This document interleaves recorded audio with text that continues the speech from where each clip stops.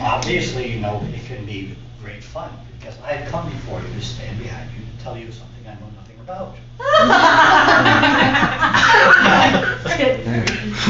In order to begin our consideration, the first thing we have to do is we'll have to have a scriptural reading. And so I'm going to read a few scriptures from the book of Keihl. And what the hell is that? Your consideration. A curious fellow died one day and found himself waiting in the long line of judgment. As he stood there, he noticed that some souls were allowed to march right through the gates of heaven.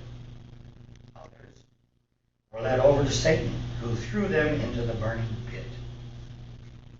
But every so often, instead of hurling the poor soul into the fire, Satan would toss a soul off to one side into a small pile.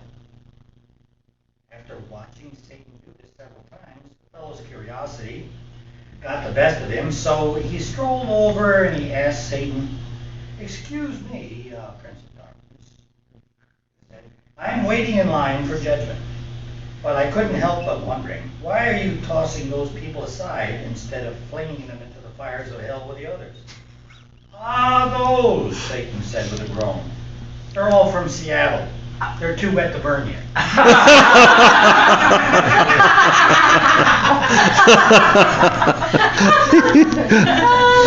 And then a contemporary scripture, Bill Gates died in a car accident. Oh. He found himself in purgatory being sized up by God. "Well, Bill, I'm going to let you decide where you want to go." Bill replied, "Well, thanks, God. What's the difference between the two?" God said, "I'm willing to let you visit both places briefly to help you make a decision." "Okay, let's try hell first." So Bill went to hell. It was a beautiful, clean, sandy beach with clear waters. There were thousands of beautiful women running around, playing in the water, laughing and frolicking about. The sun was shining and the temperature was perfect. "This is great," he told God. "If this is hell, I really want to see heaven." "Fine," said God, and off they went. Heaven was a high place in the clouds, and angels were drifting about playing harps and singing. It was a nice place, but not as enticing as hell. Bill thought for a quick moment and said, "I think I prefer hell," he told God. "Fine," retorted God, "as you desire." So Bill Gates went to hell. 2 weeks later, God decided to check up on him. When God arrived in hell, he found Bill shackled to a wall, screaming amongst the hot flames in the dark cave. He was being burned and tortured by demons. "How's everything going, Bill?" Bill responded, his voice full of anguish and disappointment. "This is awful. This is not what I expected. I can't believe this happened. What happened to the other place where there were the beaches and the beautiful women playing in the water?" God says, "Oh, that was the screensaver."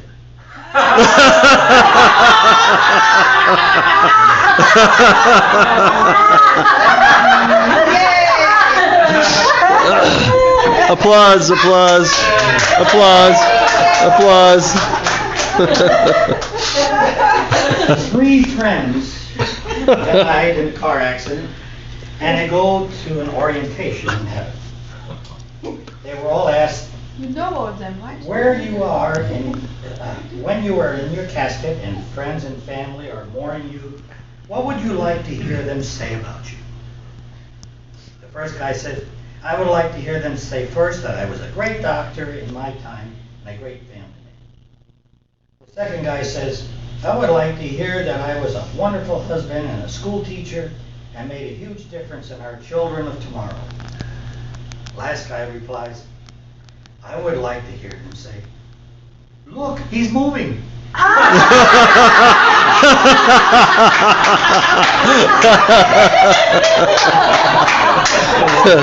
That was good.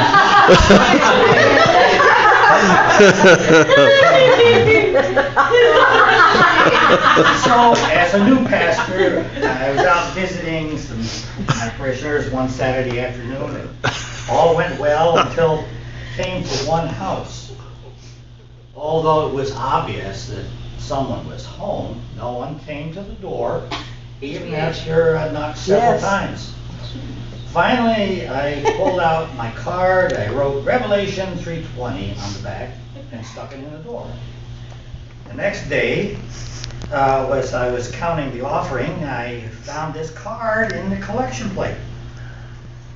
Below, the message I had written on it was the notation, Genesis 3:10. Well, Revelation 3:20 says, "Behold, I stand at the door and knock. If any man hear my voice and open the door, I will come into him and will dine with him and he with me." Genesis 3:10 reads, "And he said, I heard thy voice in the garden, and I was afraid, because I was naked."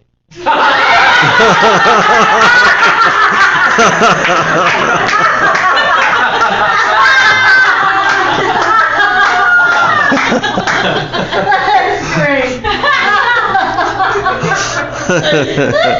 So a friend of mine dies, and he's waiting in line at the pearly gates, and ahead of him, a guy who's dressed in sunglasses, a loud shirt, leather jacket, and jeans. St. Peter addresses this guy. He says, "Who are you, so that I may know whether or not to admit you to the kingdom of heaven?" The guy replies, "I'm Joe Chone, taxi driver of Las Vegas." St. Peter consults his list. He smiles and says to the taxi driver, "Take this silken robe and golden staff and enter the kingdom of heaven." The taxi driver goes into heaven with his robe and staff, and now it's the minister's turn. He stands erect and booms out, "I am Joseph Snow, pastor of St. Mary's for the last 45 years. St. Peter consults his list. He says to the minister, "Take this cotton robe and wooden staff and enter the kingdom of heaven." "Just a minute," says the minister. "This man was a taxi driver, and he gets a silken robe and a golden staff. How can this be?" "Up here, we work by results," says St. Peter. While you preached, people slept. While he drove, people prayed."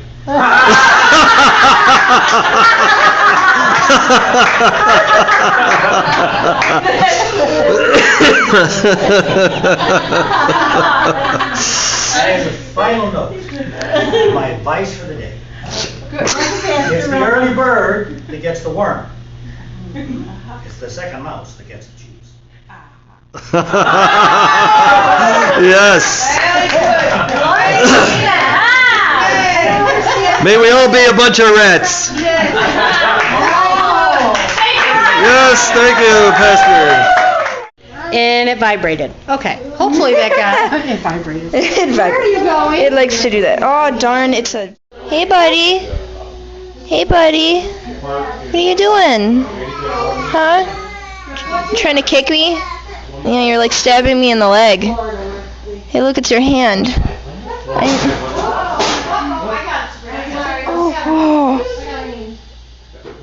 What are you doing, huh? With an 85 Oh, you. Oh, boo. Oh, boo. Oh, boo. It's my boo. Look how cute he is. You're so cute. You're not gonna make any funny faces? No.